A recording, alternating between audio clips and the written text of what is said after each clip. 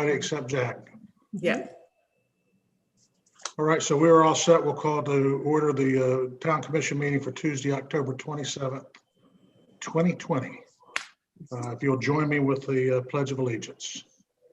I pledge allegiance to the flag, United States of America, and to the republic for which it stands, one nation, under God, indivisible, with liberty and justice for all. Thank you, folks. Thanks for taking time on this beautiful, beautiful Tuesday morning. Any additions or deletions, substitutions, any changes at all? No, there are none. Okay.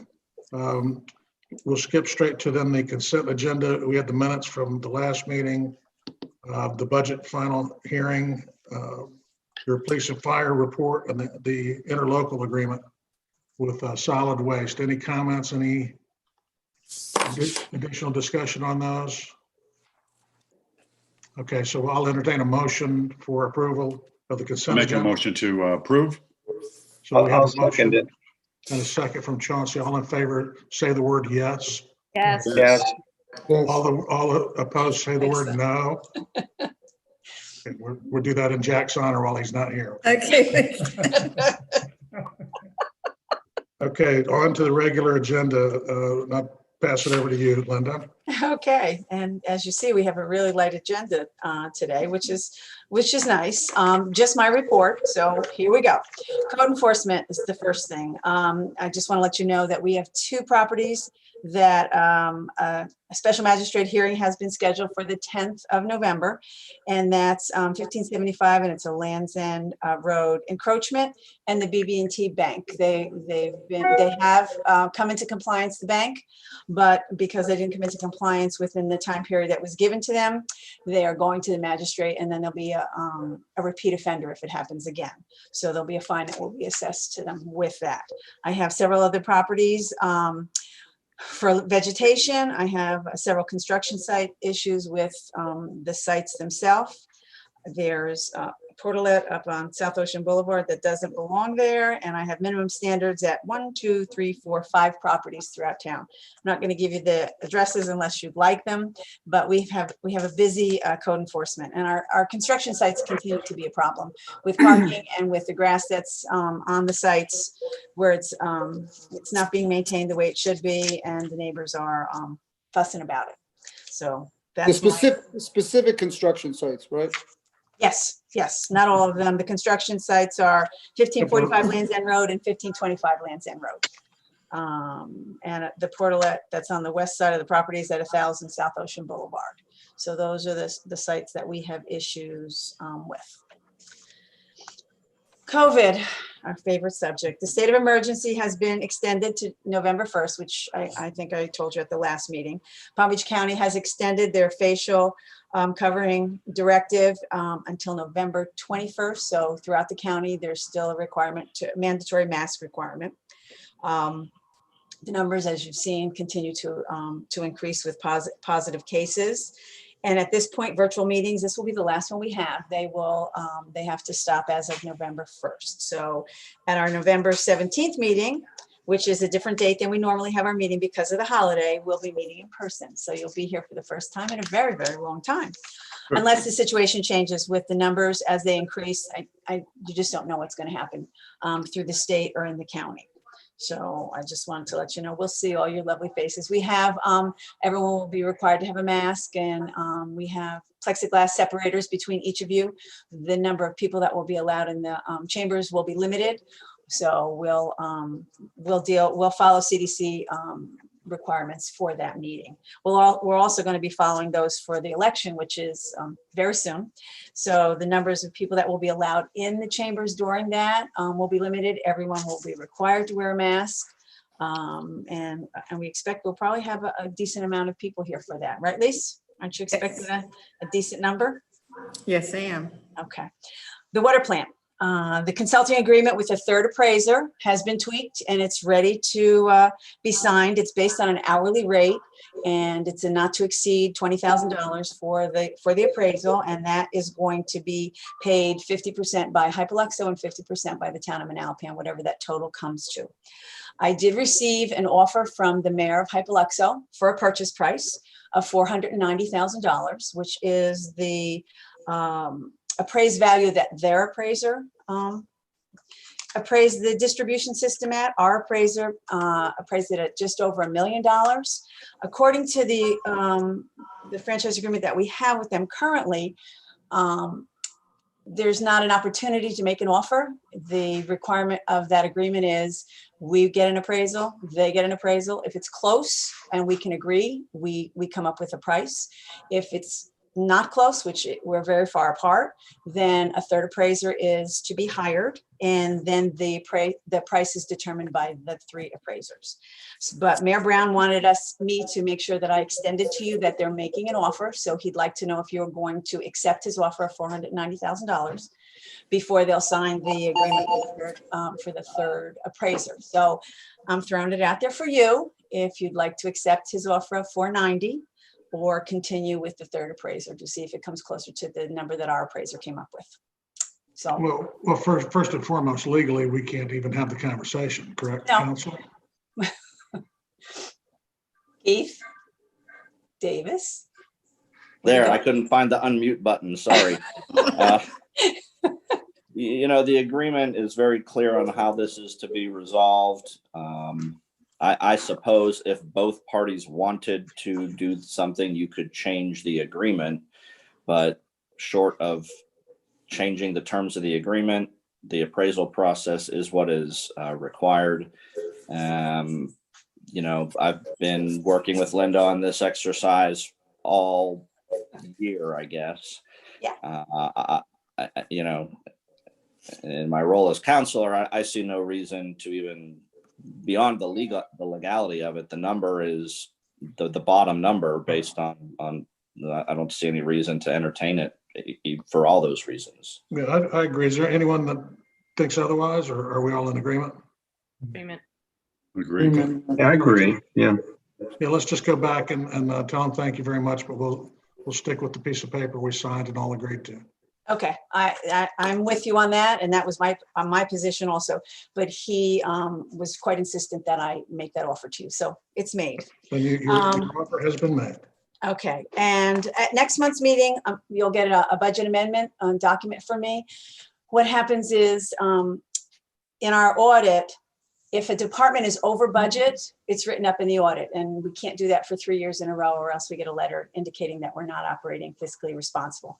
Our budget in total has always been under budget, but that's one of the requirements that we have. So I have right now 2 departments that I'm looking at. Will be a nominal amount that'll be moved from one department that's under to a department that's over, just to cover that, so that we don't have that note in our audit next year. So I just wanted to give you a heads up on that we're going to be doing that next. FEMA, this is not a good one. Okay, the FEMA flood elevations have come back, and we have a new house that's brought their plans forward, and it's on Curlew. And the flood elevations, the new flood elevations are 8 to 10 feet higher than what our current are. The house as it sits to build a new house, and that this will happen throughout the point, will have to be raised. We're looking at about, we think about 4 feet from what it is currently, where it currently the grade is. This is at the Finished floor corner? grade. Pardon me? This is right at the corner, or which house is it? No, it's not. It's what's the address? Lisa, what's the address of that house? It's 75. It's right next to George Matson, It's next to George Yeah. Matson. So it's right between at the Monroe corner. and Yeah, Matson. it's right at the little turn. It's Yes, between exactly. Monroe, yeah. It was So- Mrs. Basalaros' house, yes. Right. So the new floodplains put us, and just start with that house because it's going to happen over and over again. The We're finished gonna be- floor is going to be We're going to up, be 4 feet higher than the property next to them. correct. What are the So- elevations? Right. So I'm sorry, what did you ask? What are the elevations? we're working on right now, the flood elevations are 8 to 10 feet higher than where they are currently. But that the lot, we believe that we'll have to, the finished floor elevation will be 4 feet higher about than what it is currently. What I'm working- elevation is that? I don't have the You don't elevation know. right now for that lot. Every lot is going to be a little different, but very close to this. So I had a meeting yesterday with the engineers from Macruz that are working with the floodplain with our lots. Lisa, the zoning administrator, Keith Davis, because we're going to have to amend our code. Because as it currently sits, No. you're not able to build what needs to be built. We're going to need to have retaining walls on the back part of the properties, which we don't allow right now, along with, we believe, retaining walls on the side to keep the Keep the runoff from runoff, going on other. drainage, all of those lovely things that we haven't had to consider at this point on the point, we're going to have to do. So we're working with them. We have, the engineers have asked for a couple of the lots that are more realistic to what that lot is an odd shaped lot. So the drainage can go off on the side of it closer to the Matsons. They don't have the same issues, although they do have the issue with the rear. The pool, they can't put the pool, once they elevate the lot this 4 feet, they'll need a retaining wall behind the pool, between the pool and the bulkhead. They're also gonna have to elevate the bulkhead some. So there's multiple things that come into play here. It's not as simple as saying, okay, we're gonna elevate it this much and it's done.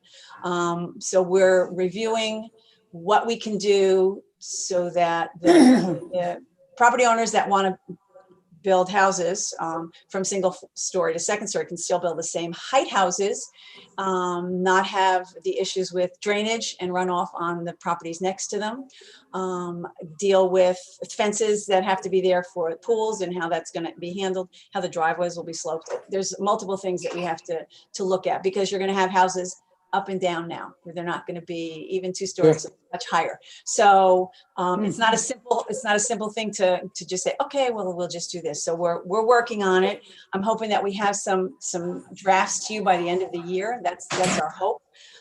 You will see the developer for that piece of property doesn't want to wait for us to make these changes. So he's brought in a variance request so that he can do the retaining wall in the rear and make some of the adjustments that need to be made to develop this piece of property. So I'm just giving you a heads up as to what we're working on, the issues that we have with it, and the variance that you're going to see in November.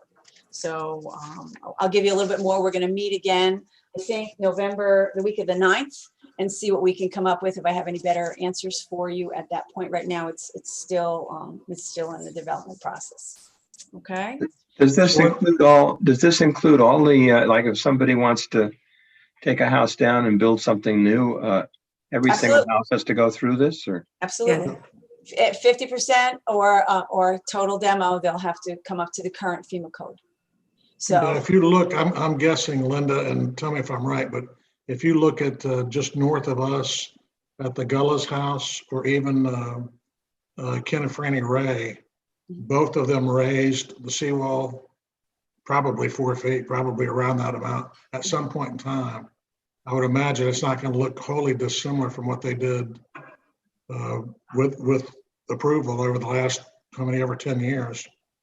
Because both of those lots are higher. The Gullis lot is a good 3 or 4 feet higher than our lot, and their rear, the seawall was built up to accommodate that as well.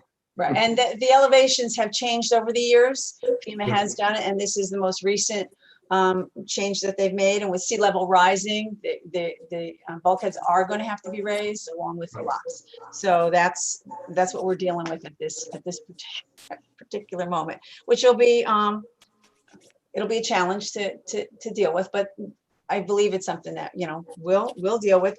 It happens on the ocean too, with the houses that are lower and higher. And we haven't even gone there. We're just looking at the point right now for the flood elevations, because they've changed for the ocean also. So that's where we're working right now. First, we'll get to that, and then we'll get over to the. And you said we are meeting on the 9th. Not you, the commission, the group that's working on it, the 2 engineers, the zoning administrator, myself, Lisa, and Keith Davis. We're meeting that week of the 9th To figure out what needs to be changed. do the next step. We met this week We met yesterday, and then we're meeting again once they have some new plans, and they're going to take the elevations, the flood elevations map, and put it over those, see what has to be done to come into some sort of compliance with our code. Because this will affect the dock height. I mean, this will affect everything at the houses. It seems to me that the dock height's going to have to be higher as well.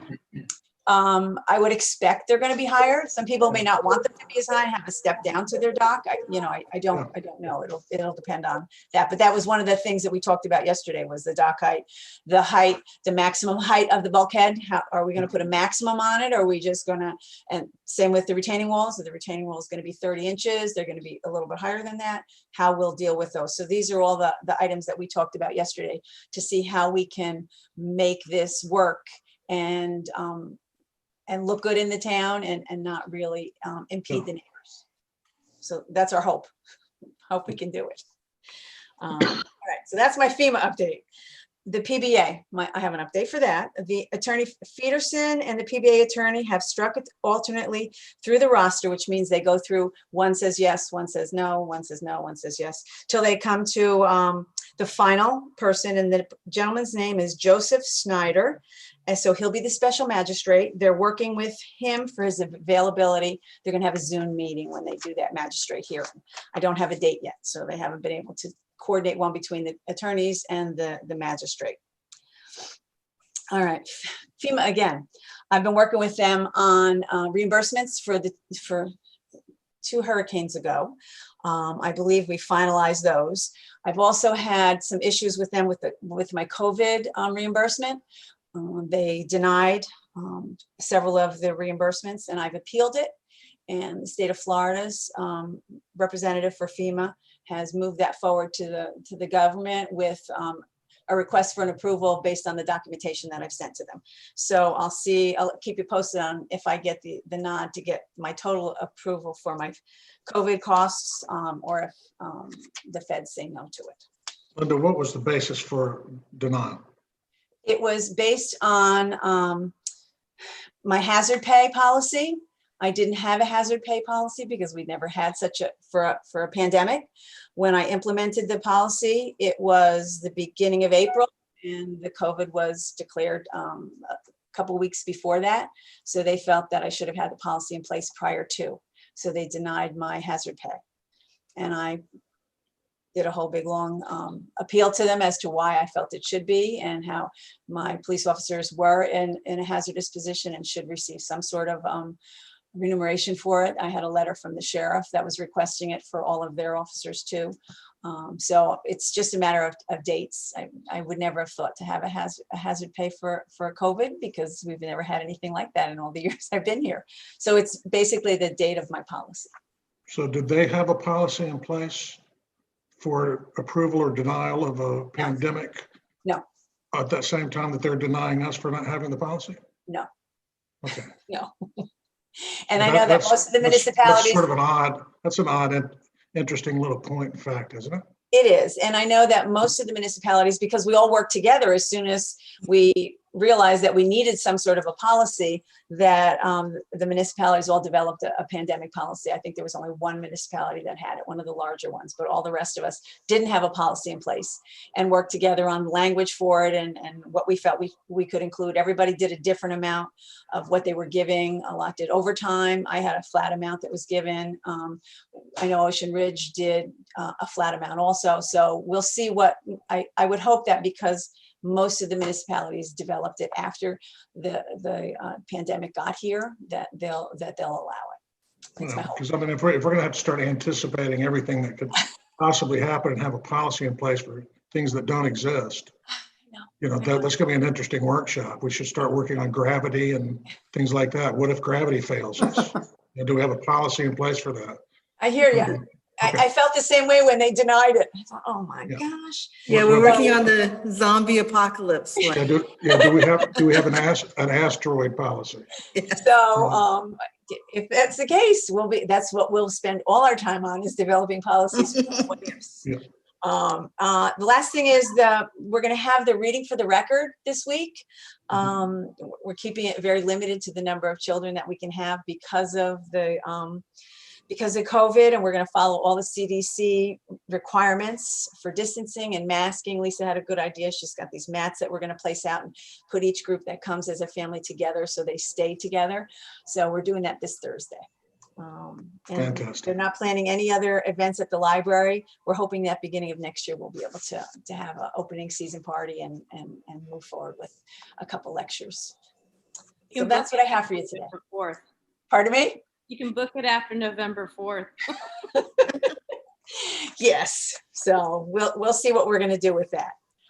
Any questions from anybody for that? No? I think we're all set. Okay. Oh, Simone's got one. Go ahead. No, I've spoken to you about it, Linda, with this beach, terrible erosion Yes. going up there. I mean, do you have any suggestions, Carmen?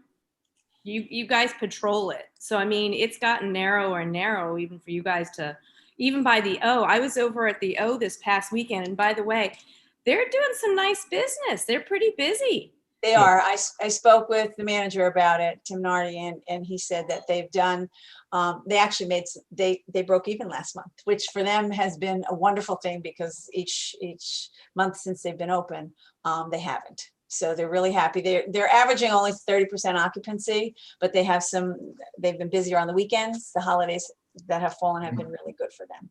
And we're working on another number for you, Simone. What we did is we gave Simone a number for a contact that we had at DEP. She wanted to know if they could plant some sea grape or something out there to help to keep the dune in place or help it from the erosion. And the gentleman we had the number for, we're working on another number for. I already sent it to you about an hour I ago. got it. Got it. Okay, good. All right, so that's, for where we sit, if you can do things to help your dune with plantings, that's really the best thing that you can do. And as far as erosion, there's really nothing that we as the town are in a position to do. But the O has no beach either. I I know. mean, They I haven't, went over there and it was like a drop off, and they haven't. And they don't have a dune. Depends on when you go over there, though. Or it goes out a good 30, 40 yards, maybe more than that, sort of at different points. They have a pretty good beach there at some points. some point. Sometimes it's right up against the wall. Yeah. Sometimes there's nothing there. And that section of the beach has a seawall, so they don't have a dune. They can't build, they can't plant natural vegetation to keep the dune in place. And that's really what I believe that DEP will work with you on whatever you want to plant. Well, not whatever, but a material that they feel is acceptable to help your dune, to help restore it and keep the sand there and keep it maintained. Thank you. Does this argument that we've gotten in the past start to come more into play where the people down there by the jetty are pulling too much sand out? And They're not pulling out too much sand. We don't have an agreement with them, first of all. okay. So that expired, and it was only because of a lawsuit that there was an agreement. I get a report, I think 2 or 3 times a week for what they've pulled.